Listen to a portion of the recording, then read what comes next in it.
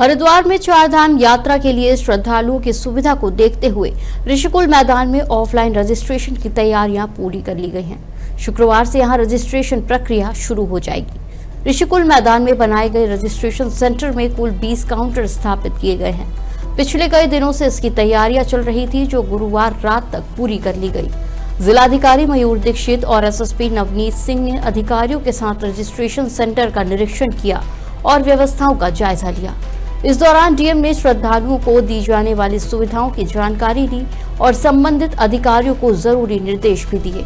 DM ने बताया कि श्रद्धालुओं की सुविधा को ध्यान में रखते हुए रजिस्ट्रेशन सेंटर में बैठने की व्यवस्था, पीने का पानी, पंखे और शौचालय जैसी बुनियादी सुविधाएं उपलब्ध कराई गई हैं। साथ ही रजिस्ट्रेशन के बाद यात्रियों को आगे की यात्रा की जानकारी देने के लिए स्टाफ भी तैनात रहेगा।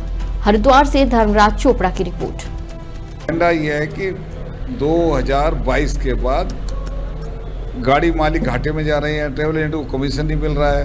और हरिद्वार में एक कंपनी बनी है, वो 10वीं कंपनी, 9 कंपनी के साथ मिलकर काम नहीं हो रहा है। इनमें आपस में कुछ मतभेद हैं, उसमें विस्तार के साथ तो हम बता नहीं सकते, परंतु आज हमने अपनी मांग रखी है कि ड्राइवर का व्यवहार अच्छा हो, गाड़ी अच्छी मिलनी चाहिए।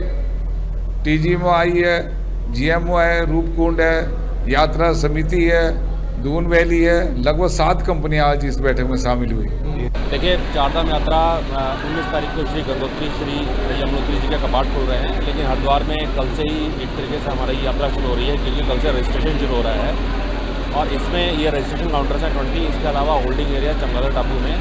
और यात्रा को दृष्टिगत रखते हुए 7 अस्थायी चौकियाँ, सीजनल चौकियाँ पुलिस द्वारा खोली गई हैं। 10 जगह टूरिस्ट पुलिस सेंटर बनाए गए हैं, जो यात्रियों को गाइड करेंगे, उनकी हेल्प के लिए।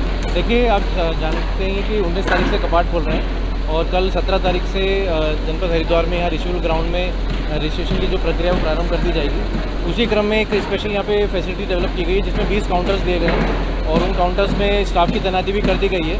सभी जगह जो सुविधाएँ देनी थी उसका काम चल रहा है। कारण उसका ये रहा कि पहले हमारी संस्था 9 परिवहन संस्थाओं से जुड़ के चारधाम यात्रा का संचालन करती थी, परंतु हरिद्वार के जितने भी वाहन स्वामी थे उनके द्वारा यह कहा गया बार बार कि हमें 10वीं कंपनी के रूप में अपनी संस्था में शामिल किया जाए, तो ही हम संस्था का साथ देंगे। तो हमारे द्वारा पिछले वर्ष इनका जो है हरिद्वार रेलवे स्टेशन के नाम से एक संस्था का रजिस्ट्रेशन हुआ, जिसको हमने 10वीं कंपनी की मान्यता दे दी थी।